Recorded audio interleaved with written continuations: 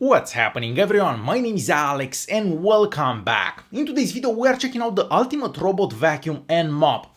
So this right here, it's called the Dreame W10, and unlike most other robot vacuums available on the market, this one does a really good job at mopping your floors. And that has a lot to do with this mopping system that we have at the bottom here. So these two massive mop brushes.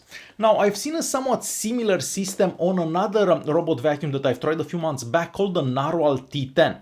And the main difference between this one, so the Dreame W10 and the Narwhal T10, is the fact that this one can also vacuum at the same time. So vacuum and mop at the same time.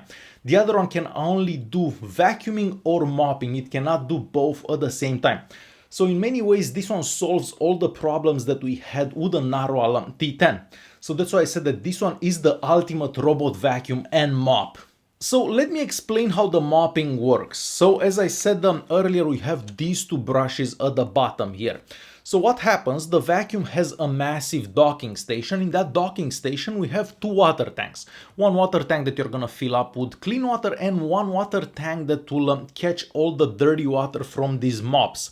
So the vacuum will start mopping your house. So it basically spins these brushes on your floor, and every so often it will go back to its mopping station. There it will wash the brushes. All that dirty water goes in the dirty water container, and then you have clean mops once again.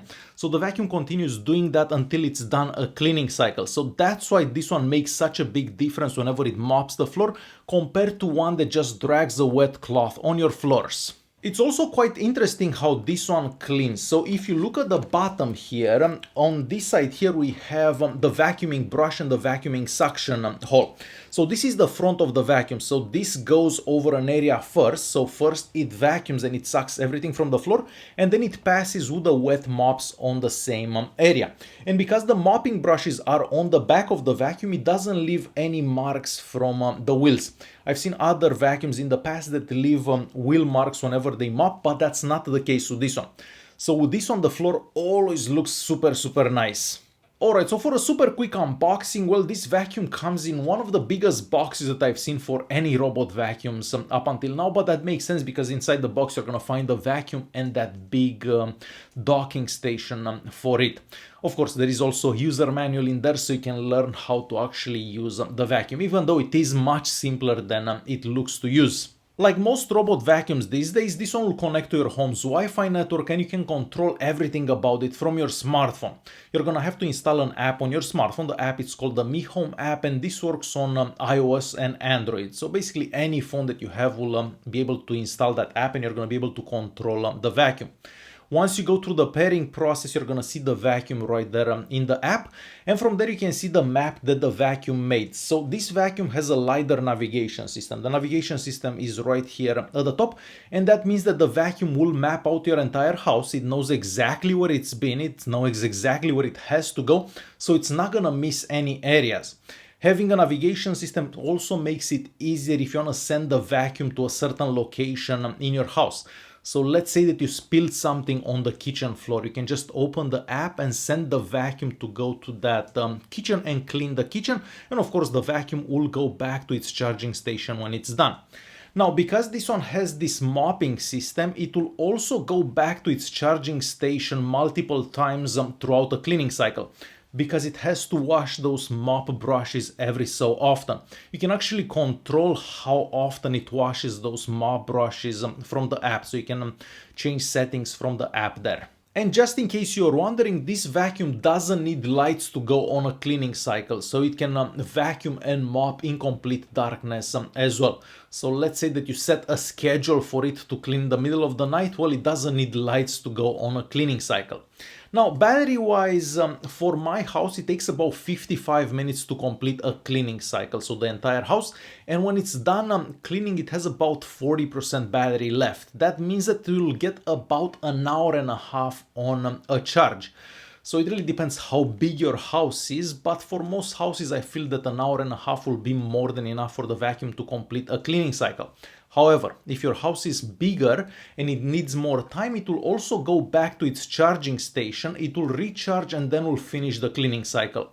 So you never have to do anything, you just set a schedule, for example, and the vacuum will do everything by itself. Taking a quick look at the docking station or the washing station for the mops, if you want to call it that, well, this is pretty big, one of the biggest that I've seen for any vacuums, and there is no way around it. So inside it, as I said earlier, you're gonna find two water tanks. One water tank you're gonna fill up with clean water, and the second tank you're gonna remove and empty that dirty water. Now, at first, when the vacuum starts cleaning your house, you're gonna notice that water is pretty dirty, but after a few days it does become much better. But you can see how dirty your floors are just by checking out how dirty that water container is. At the bottom there, we have the washing system for those brushes, for the mops basically, and you're gonna have to remove that every so often and clean it, because it will catch hair in there, it will catch dirt, so you're gonna have to clean that every so often. What's interesting, the docking station also has a system to dry those mopping pads, which is quite interesting because the other vacuum that I've seen like this one, the Narwhal T10, didn't have a system like that. So those mopping brushes would sit there wet for days. Well, this is not the case with this one. Those mopping brushes will get dry in a couple of hours, maybe like 4 hours, I'm gonna say. The vacuum itself looks a bit different than most robot vacuums available on the market, so we don't get that round shape. Here at the top we have a little plastic cover, and from here you'd basically remove and empty the dustbin, and we also have the dust filter in there, which you're gonna have to clean every so often as well. On the front here we have a bumper and some sensors, so if the vacuum doesn't see something in your house, of course it will bump into that with this bumper, but the bumper has a rubber strip around it, so it's not gonna scratch any furniture or anything like that. At the bottom here we have a little brush that kind of pushes the dirt towards the main suction hole and the main brush. You're also gonna have to clean that main brush every so often because it will catch hair on it over time. It's very easy to take out and clean, and then you just put it back, of course. And then we have the mopping pads right here. Now, if you don't want to keep the mopping pads there, it's super easy to remove them. You basically pull them out. Mop pads removed. Mop pads installed. So super easy to take Mop out. pads removed. You can also wash these manually if you want to do that. So the vacuum Mop pads installed. So the vacuum doesn't need the mopping pads there so it can vacuum. So if you just want it to vacuum, you can just remove those and it's not gonna mop basically. We also have a variety of sensors around here, so the vacuum will sense whenever it goes over carpets. So if it's mopping when it goes over a carpet, it goes, oh, hold on a second, I cannot go over the carpet because I'm gonna get the carpet wet. So these sensors on the sides here will stop the vacuum from going over carpets and mopping the carpets, basically, which is very important because you definitely don't want wet carpets. So I've been using this for about a week and a half now, and of course I have it clean the house every single day, sometimes even twice a day, because I wanted to learn more about it and see how it does. So you can select the suction power that you want the vacuum to have. So it has 4 levels of suction. I personally use it at the maximum suction power, but if you're using it at the maximum suction power, it will make more noise.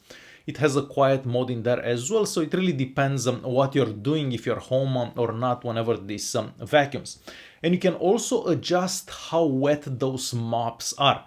So if you have hard floors, hardwood floors in your house, maybe you don't want those mop pads to be that wet. So it really depends. If you just have tiles, maybe have it at the maximum wetness level. It basically depends on your house. Now, I did notice that the vacuum got caught in a cable, or a cable got caught in the vacuum basically. So before you have this going on a cleaning cycle, maybe remove small toys, cables and stuff like that from the floor, because otherwise the cable will get caught in this brush at the bottom here. So it's gonna ruin your cable, and then the cleaning cycle is not gonna be completed till you come back and get that cable out. So always clean the floor a little before having this going on a cleaning cycle. So overall, if you're looking for the ultimate cleaning machine for your house, this is definitely it. This is the best vacuum that I've tried so far. And I've tried a lot of robot vacuums up until now, but I haven't had one that does vacuuming and mopping, real mopping at the same time. Alright guys, hopefully this video was useful. Thanks for watching, and I'll see you in the next one.